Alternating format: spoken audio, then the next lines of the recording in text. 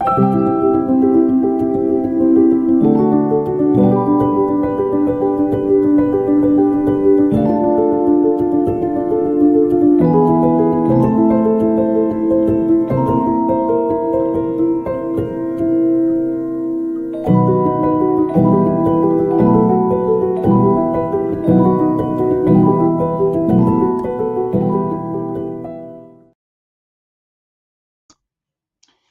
afternoon, everybody, and welcome to the 10th webinar of Progetto Genesi, Arts and Human Rights, a joint initiative between Associazione Genesi and Università Cattolica in Milan. The cycle of conversations once a month from September 2021 to September 2022 involves world class experts on topics linked to human rights, talking with professors from Università Cattolica with a multidisciplinary approach. The webinars are complementary to the Progetto Genesi contemporary art exhibition made by artworks and artists from around the world, which reflect on the urgent and complex cultural, environmental, social, and political contemporary issues. I'm Massimo Scaglioni. I'm professor of cinema and media studies here at Università Cattolica in Milan. And together with me is also Professor Arianna Visconti. Arianna, hi, she's associate professor in criminal law and arts at Università Cattolica in Milan. Hello, Arianna. Hi. Today we are really very happy and honored to host one of the most original and important voices of contemporary literature, even if I would say that this label is perhaps too limited. I probably should say of contemporary storytelling, as we will show during the conversation. Here with us online from London is Mr. Hanif Kureishi. Welcome, Mr. Kureishi, and thank you very much for being with us today. Thank you. It's a real pleasure. Thank you for inviting me to speak about these really important and very interesting things. Thank you so much. Just a brief introduction. Mr. Kureishi is a novelist, is a playwright, is a screenwriter. It's actually even not very easy to define him. For example, Mr. Kureishi has also been a director for the 1991 movie London Kills Me.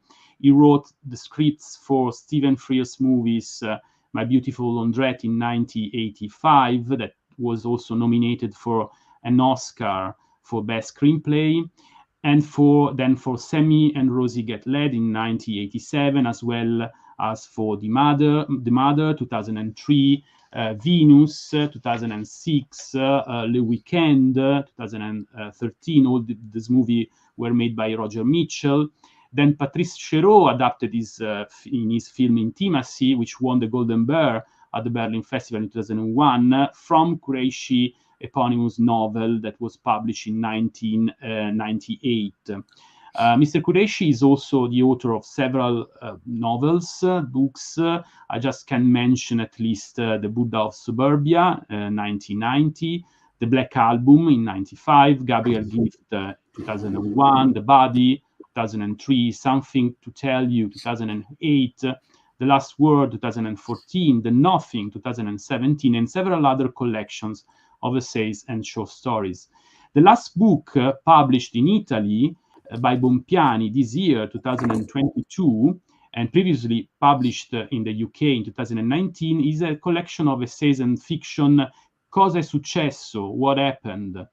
So just to conclude this short introduction, I would like to add that Mr. Kureishi is also Chevalier de l'Ordre des Arts et des Lettres and Commander of the Order of the British Empire. So I would like to start by asking a question that also allows us to retrace the intellectual and artistic trajectory of our guest, but also crossing the theme of our conversation, which is entitled Censorship and Self-Censorship, an issue that is definitely central for the cultural and political agenda today.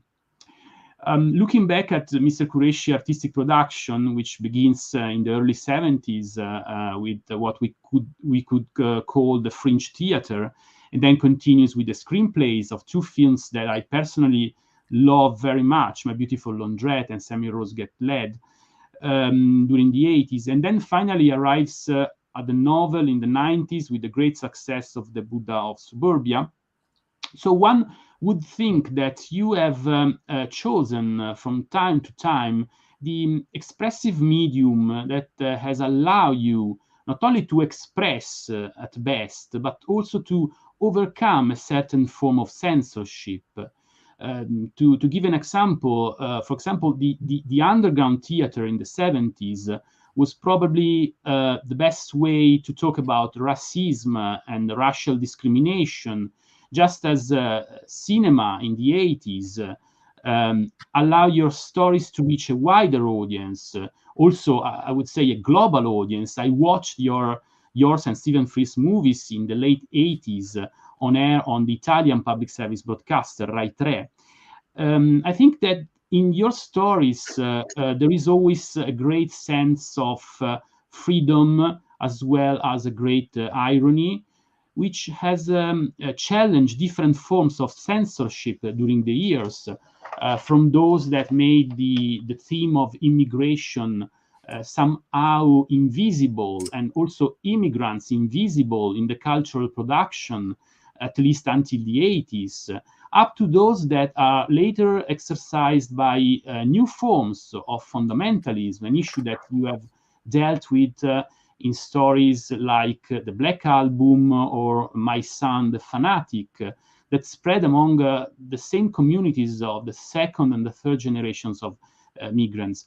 So my question is this, did you feel the weight of forms of censorship in your artistic path? And what kind of means have you used or an artist can use to overcome them? Also working through different media as you did, literature, cinema, and theater.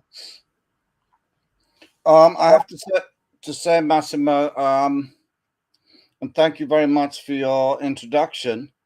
I mean, I grew up in the suburbs in the 1960s and the 1970s, and particularly the 60s, well, also the 70s with punk. It was a pretty free time, you know, and there were many places in which young people at that time were beginning to express themselves, of course, in the cinema, mostly, of course, in music, but also in photography and magazines. So I've never felt that anybody has tried to censor me. I've never lived in a society where the authorities have tried to close me down. But one thing that did happen to me, which was very important, was, first of all, the release of My Beautiful Laundrette. I remember in New York, there were demonstrations against the film in New York when it first came out. And I was staying in New York at the time. And every Sunday, a large group of people, about 200 people, would march around the cinema in New York. And they were called the Pakistani Action Committee. And they wanted the cinema to take the film off because the film was concerned with homosexuality. And the organization claimed there were no homosexuals in Pakistan, which I thought was a rather strange thing, having been fondled many times in Pakistan very happily myself. So that was a bit of a struggle. But the main struggle for me, I guess, was in 1989 with the fatwa against Salman Rushdie, after he wrote and published his great novel, The Satanic Verses. And that, as you will imagine, as you will have heard about, was a very, very difficult time, because this wasn't a question of minor censorship. This writer was being threatened for his life. and had to go into hiding. And according to the British authorities, he was really being pursued by, very evil people and by genuine assassins. So, of course, at that period, I became very involved in thinking about Islam or religion as a form of censorship. It's not something, as I said, that has ever affected me, but I got very interested in why it was that there were certain things that certain people don't want to hear. And of course, this question isn't unique to Islam. There are state security services, there are religious organizations all over the world, including in the West, that don't want to hear certain things. So this question of attention between the artist and between the state or between the authorities is really important, and it's very important for the artists, for ordinary people, for those who want to speak, to test the limits of what can be said about what and to whom. So, as you suggest, these questions are essential, and these questions go on in all societies. It's never finally settled that you can say X, Y, and Z, and the artists say, okay, we can say X, Y, and Z. There is never a final state of agreement. There always has to be tension between the desire of the artist to say certain things about religion or sexuality or politics or violence or war or whatever it may be, and the authorities who certainly don't want to hear about those things. And for instance, in Britain, we may like to think of ourselves as being particularly liberal. But at the moment, we have a journalist called Julian Assange, who is in prison currently in the UK for leaking certain American documents, and he'll soon be deported to the US for trial. So the struggle to speak, to say difficult, interesting, challenging things, this never ends. And this push is really important because if the authority doesn't want to hear something, you may be sure that that thing is a very interesting and important thing. Thank you. Those are my opening remarks here. Thank you very much. Let Arianna for the second question. Thank you, Massimo. I start by saying that probably we can agree that an extreme form of censorship is attempting to suppress the very cultural identity of the other, of the perceived alien. And these attempts can be extremely violent, as we know, and on a large scale may and do often target the tangible and intangible cultural heritage of other groups or other peoples, even to the extreme of complete annihilation in some instances. In 2001, the destruction of the Buddhas of Bamiyan in Afghanistan elicited worldwide outrage, as did the blowing up of ancient temples in Palmyra in 2015. And both episodes were taken by many, were presented on the media too, as the umpteenth confirmation of the intrinsic intolerance of Islam, of an impossibility to coexist with an iconoclastic and intransigent religion. And yet, I think that if we abandon our biases for just a little time, as Mr. Kureishi was saying, censorship is everywhere, even this extreme censorship, because we must admit that this form of extreme iconoclasm, of cultural suppression in a way, is a part of almost all violent conflicts. I'm not just thinking about the many episodes during the European Wars of Religion, but also about very recent episodes, latest of all the several attacks against cultural institutions and monuments in Ukraine, for instance.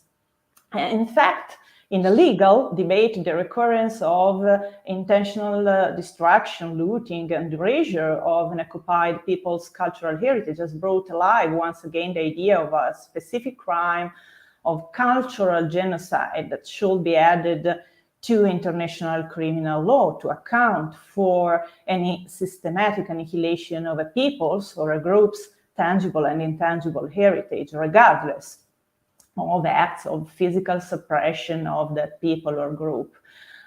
Probably we all recall that Raphael Lemkin himself coined the term cultural genocide, even if it did not end up in the 1914 Genocide Convention.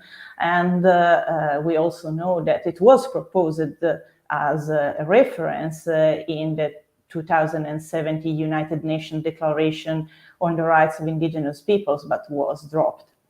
And yet, cultural genocide, I guess, is a term well-fitting the experience of many colonized peoples whose monuments and sacred places were materially altered or even destroyed or depredated, and whose artifacts were transformed into sort of aesthetic ornaments or ethnological curiosities for the enjoyment of Western collectors and museums. And the very traditions and languages and religions of these people were often erased through forcible assimilation.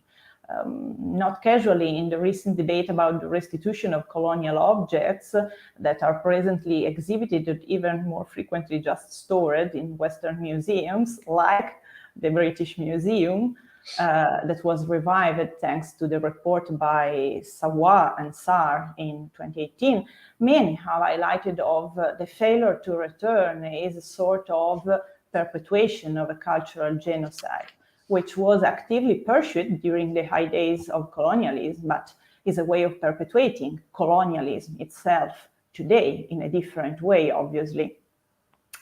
At the same time, and this is my question for you, and given that the final decision on the restitution and in general on the best location and the best use of these artifacts should always, in my opinion, belong to the peoples whose heritage these objects belong to, I sometimes wonder whether at least some of the most controversial, the most troublesome, so to speak, of these objects should not stay in the West, tour the West actually, as a call to our bad conscience, a memento of a past which actually probably has not yet passed.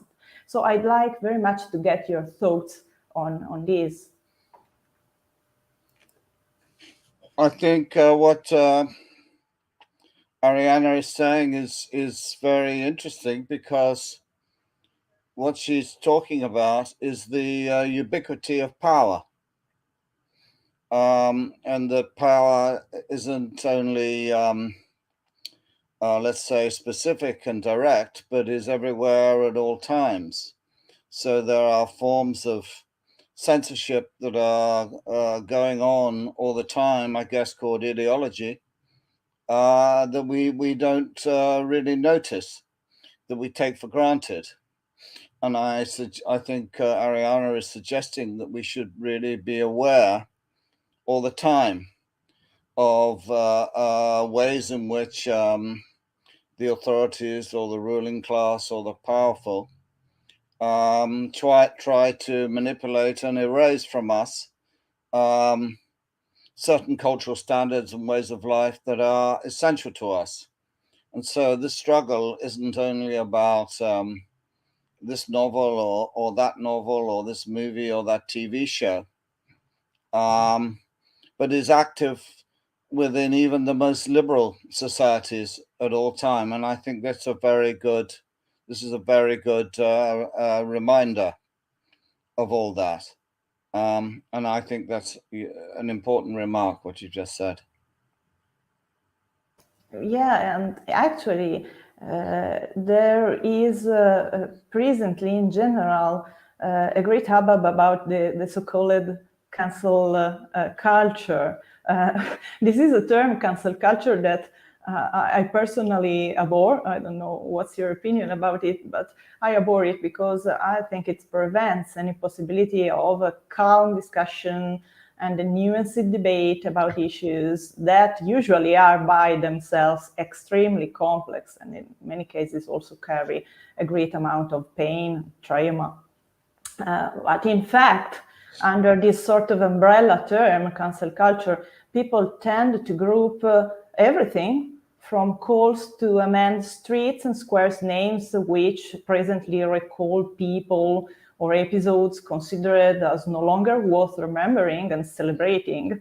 Referring to Italy, a good example are, for instance, the many streets still entitled to the colonial victory, actually massacre, as will be a better word, of Ambaradam.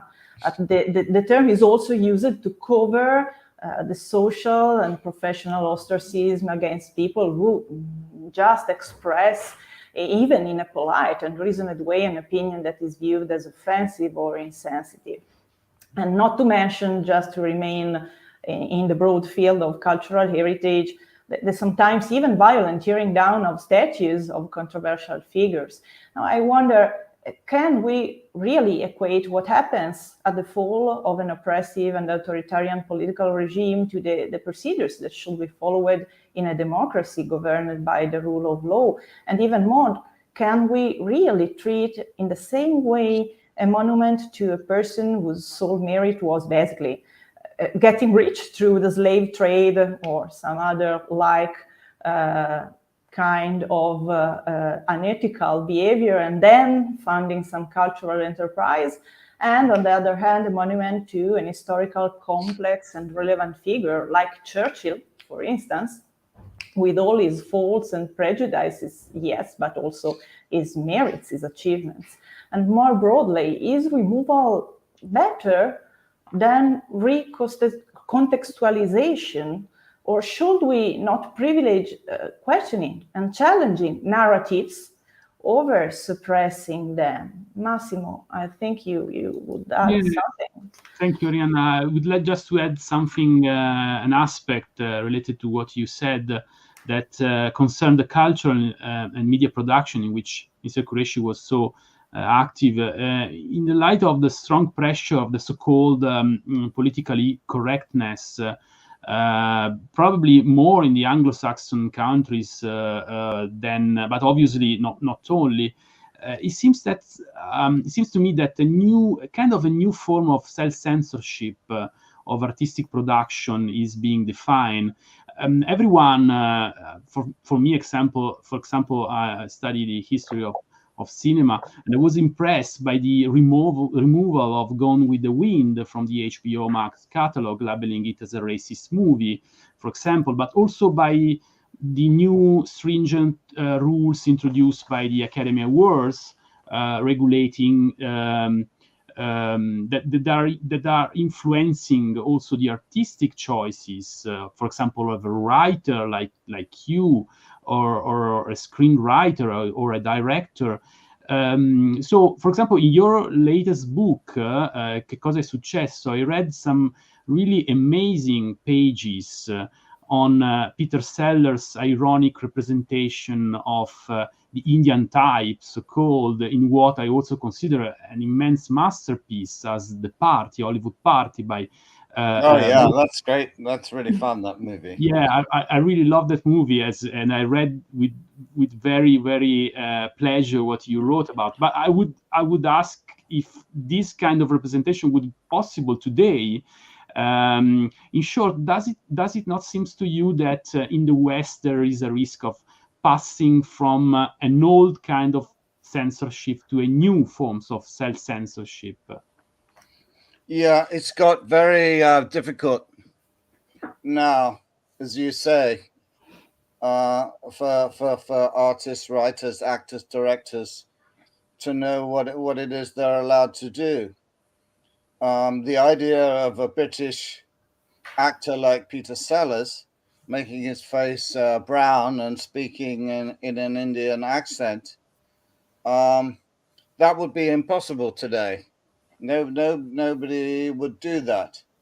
And yet, as you say, I as an Indian and my father as a proper Indian, we really, and our family, we really enjoyed that movie because it's subversive in many complicated ways. It's more complicated than it looks, and it would be absurd if we got into a situation, say, you know, I'm a man. If a woman said to me, "You don't understand anything about women. You've never been a woman. How could you ever write a woman character?" Or if a white person wanted to write a black character or an Asian character, and so and whatever, and so therefore we are reduced to utter. These arguments become utterly solipsistic, and they become really absurd. But I think they are arguments that are worth having. These are important arguments that we should always have. Arguments about what we can say, what we want to hear, where we're writing from, who we're representing, and so on. But I think it would be very damaging for a writer if I sat down here at my desk in the morning and I started to worry about whether, as a man, I could write this, as a Asian man, I could say that. I think that would be really fatal, and that would be really, really worrying for any kind of artist, and it would be very inhibiting. I mean, I've always written in complete freedom. I don't give a shit. I'll write whatever I have to write, and I will then suffer the consequences. But I can see, as you say, that it could be quite difficult for young writers. They could be very nervous about writing. I don't know, if you wanted to write an evil lesbian, I think it could be quite controversial, and the lesbians and other people would say, well, you can't show lesbians as being evil. I remember when I wrote My Beautiful Laundrette, people used to say to me, well, you can't show Pakistanis being bad people. You have to show Pakistanis as being nice people, because we're never on the television. And when we are on the television, you show us as evil businessmen. And I would totally reject that argument. You know, it's not my job to write nice people, and I would never be able to do that. And that would never be interesting. And Shakespeare would never do that, for instance. But these are very complicated arguments. They are very difficult for people. And I think it would be terrible if any artist began to censor themselves. But one other thing that I would just like to say before I stop this piece, I would like to say that we artists, all artists, none of us are completely uninhibited. No human being is completely uninhibited. And I'm a professor of creative writing, and I can see that many of my students are very nervous of saying certain things, not only because of the censorship, but because of what their mother might think. That we have a machine inside us that makes us very nervous of saying and doing certain things that we need to say and do. And I think we have to negotiate within ourselves over these things and really try and push to transgress. It's good fun to transgress, but it's also dangerous. And if you transgress, there are consequences as well. Maybe from the police, maybe from your mother, maybe from your wife, maybe from your children. So this game that we're involved in, which is about what we can say and what we can't say, and where the limits are, I think these are the most important arguments and debates of our time. And they're not only public, as Arianna says, concerned with cultural objects and genocide and so on, but they're also internal arguments about what we feel we can say and where we are inhibited and where we are afraid to transgress. These are live questions. And I guess the only way that they can be debated is in a democracy. In a democracy where all opinions can be heard and can be listened to and can be thought about. But of course, one of the things about a democracy is that everybody in the democracy is not equal. And that the powerful have more free speech than the powerless. So I think we have to think about, I think as Arianna was suggesting, we have to think about the issues to do with power, because power and free speech are very closely connected. Thanks. Thank you very much. And probably there are today many pressures on artists on also being, for example, on writing stories that should be exemplary or educative, but probably artists should just write stories in a free way, as you have done. And but writers can't do that. I mean, there was a case in Britain recently about a woman writer. She was a teacher and she wrote a book, and some people found that many of the sentences in the book were basically racist, or they were, let's say, stereotyping people. It might be an exaggeration to say they were racist, but they were stereotyping people, and many people objected. So this woman wanted to write freely, but when she wrote freely, some of the things she said were really offensive. And I agree that they were offensive. So there was a big debate about this book and about this woman, and this woman was sorely oppressed. On the other hand, she said things that were pretty unpleasant. So in an argument like this, it's very difficult to find a side, as it were, to sit on, because she's obviously a good woman and a well-meaning woman. She wasn't a racist, but she said things that could seem to be stereotyping. So some of these debates are really, really complicated and very difficult. An issue that you have focused on in your stories is fundamentalism also, and you understood, I think, the risk of fundamentalism very, very soon in the 90s. So the fundamentalists in the second and third generations of immigrant communities. So I just like to ask you, did you have some problems with this kind of stories with these communities, and more in general, what kind of policies, but also what kind of cultural tools should be developed in our Western societies today and in the future to face this type of challenge, which often generates some new forms of censorship and self-censorship? Well, my argument about this has always been that Islam is a disaster for the Muslim countries. It's a very, very oppressive form of extreme religion. And it's been terrible that it's had such an influence in so many parts of the world. It's a very narrow religion. It's very oppressive towards women, towards gay people, towards dykes, and towards other minorities. And it's been it's a shame that the religion was made so toxic, particularly after the Rushdie attacks, and then of course the Charlie Hebdo attacks, the bombings in London and France, and so on. And you could say that the fundamentalists have blown themselves up because they have made their own religion so toxic, and they've made it seem so unpleasant that they have created something called Islamophobia, I guess. And you don't find the same prejudice, let's say, against, I don't know, Rastafarians or Buddhists or Hindus or other religion. And it's terrible for Muslim people. And it's made their lives intolerable. And it's been a real shame. And it hasn't benefited the so-called Muslim or Islamic world in any shape or form. But we should never, as you say, we should never forget that this forms of censorship, self-censorship, public censorship, genocidal censorship, and so on, exist in our own society, and we should never be smug or complacent about what is going on here. Particularly, as I said, that Julian Assange, for instance, is in prison just a few miles down the road from where I'm sitting here now. Thank you. I just remind our audience that there is time and the possibility to write through the chat some questions for Mr. Kureishi, if you like. Also in Italian c'è tempo per fare qualche domanda a Mr. Kureishi.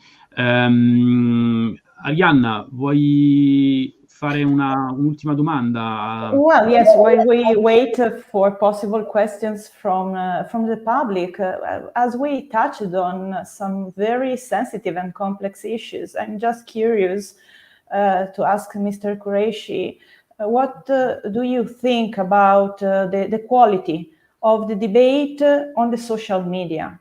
That is this kind of debate on social media fitting to debate in a democratic way questions, or it's not really a forum that encourages reasoned debate, actually encourages polarized positions in people, according to you?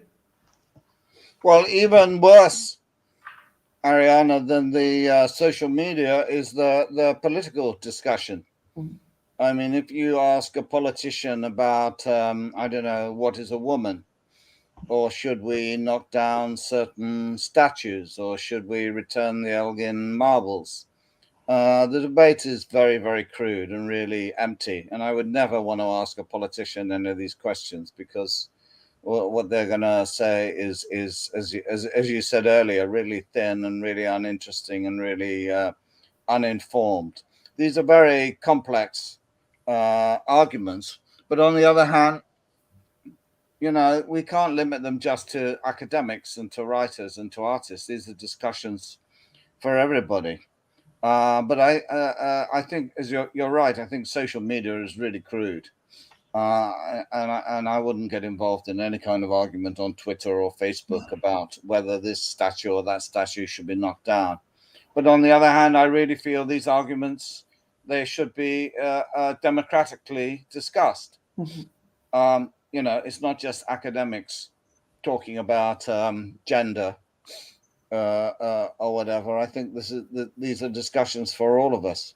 But it's very difficult for people to be really well informed about these things. And for instance, we had the same thing here in the UK about Brexit. Many of the arguments were really ludicrous and stupid and vulgar and empty. And people were really misled. And then we ended up with a Brexit that's been a disaster, and a disaster that many people predicted. But people who were intelligent, who thought about it, who read books, they were condemned and called a metropolitan elite, as though intelligent and well-read people shouldn't be part of the discussion. So we're living in really difficult times when it comes to intelligence at the moment, because through social media, we can hear from many, many thousands, millions of people. But the discussion is, as you say, at a very low level. Also, the times of the discussion, they tend to be very quick exchanges, so people don't think. They write, they speak before thinking, in some cases, probably. Well, I think we have to write good books. You know, I've been reading recently books on philosophy, books on history, books on psychoanalysis, etc., etc. And there's some very intelligent and very good writers out there. So I'm not entirely despairing when it comes to thinking about these things. We have to search out the most intelligent people and listen to what they have to say and take it seriously. These arguments are serious arguments. They're not the sort of thing that you can discuss in a bar. And good novels and good screenplays are also very, very helpful, like your work. Well, that's why we need a reasonably free media. For instance, I just came back from Pakistan. It's a country where many journalists are in jail, where censorship is ubiquitous, and where religion is absolutely powerful, and it's very difficult to think or say certain things. And what you notice in Pakistan is how difficult it is to get hold of good books, how difficult it is to get hold of intelligent arguments, how to hear things, how to become part of the wider world, which, as you say, Arianna, we have to continue to write these books, to have these arguments, but we have to educate people, you know. And religion really holds people down. It really narrows their minds, and we really have to educate young people through practices like philosophy, which I read at university. I'm a big fan of philosophy, and philosophy basically teaches you to think more deeply and to argue. So I'm a big fan of philosophical education, where people can have, young people could have debates, for instance, about abortion, or about democracy, or about censorship, or about race. I think we need to introduce these arguments to people at a much younger age. Sure. Thank you very much. I would like to conclude our conversation. I don't see anything in the chat, so I would like to personally thank you for the way you have represented, for example, another important character in your stories, which is London, and you made me you push me to come to London when I was a young student, and to study for a while in that city. And I just like to ask you if in the next for your next projects there are stories based in London, or what kind of projects you have for the future. Well, I'm writing a bit now. I'm writing, working on a movie about a Syrian refugee. I'm writing some fiction. I stopped writing for a bit. I found it quite difficult. I got COVID and I got stuck, and I thought it was all over. But the thing about being a writer is it never really goes away. You think it's gone away, and then it comes back again. So I'm scribbling away, and I've never been censored, and I've never been unafraid, and I enjoy what I do, which is the real pleasure of being an artist, which is the freedom to say things that upset other people. But the point of any artist's work isn't to upset other people, really. It's to say what you feel, what you see, and to entertain people. And through that, I think that's a kind of represents, to me, a kind of freedom. Yeah, and it's also important to have a healthy cultural and media environment, and particularly I think that in the UK in the 80s, for example, the work that Channel 4 has done is very important, and it was very relevant also for the first screenplay that you wrote for My Beautiful Andret. So well, one of the things that's happening at the moment in the UK, you mentioned Channel 4 television. One of the things that's happening in the UK at the moment is the government under Boris Johnson, who's just mercifully gone away, is they're trying to close Channel 4. And the government is also now trying to get rid of the BBC. So it's interesting at this time when we have a very right-wing conservative government that they are trying to destroy the media. They're trying to destroy voices that analyze and expose them. So you might say that Britain is relatively free when it comes to the media and et cetera, et cetera. But these are dark days, and the future of the world isn't liberal. The future of the world isn't more openness. The future of the world is probably something like Chinese state capitalism. So I wouldn't say that these are bright days when it comes to free speech and so on. Particularly during the Black Lives Matter movement recently in the last period, there's been a huge backlash against that, and they now call these arguments something called woke. Woke is a horrible word, like cancel culture. It's a horrible word, but it really means people who are fighting for social justice, people who are anti-racist, people who want to fight for equality. So we still have a real struggle on our hands, and a struggle that seems to me that will get more difficult if we continue to elect right-wing governments in democracies. Yeah, you mentioned Boris Johnson. You mentioned that in the Tories didn't have good relationship with the public service broadcasting in their history, I think. But okay, this is another issue.